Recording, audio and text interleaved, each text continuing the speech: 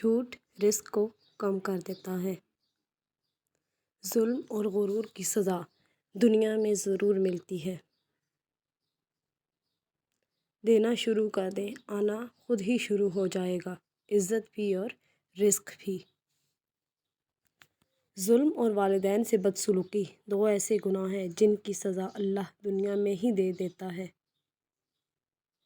اگر اپنا گھر اپنے سکون کا باعث نہ بنے تو سمجھ لو توبہ کا وقت آ گیا ہے۔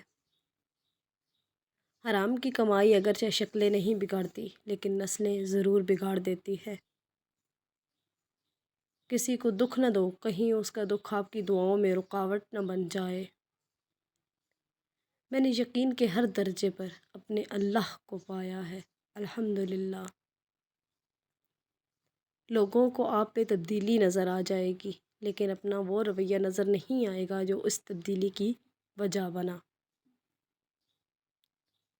اداس مت ہو، اللہ سب سے زیادہ مایوس کن لمحات میں امید بھیجتا ہے۔ سب سے بھاری بارش تاریک ترین بادلوں سے ہی ہوتی ہے۔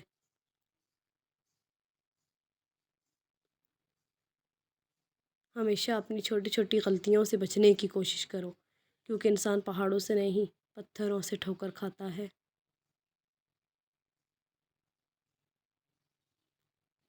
اللہ سے رشتہ جوڑ لو، تم سب ٹوٹے رشتے جڑ جائیں گے۔ رشتوں کے بازار میں آج کل وہ لوگ ہمیشہ ہی اکیلے پائے جاتے ہیں جو دل اور زبان کے سچے ہوتے ہیں۔ علم ایک درخت ہے، الفاظ اس کے پتے ہیں اور عمل اس کا پھل ہے۔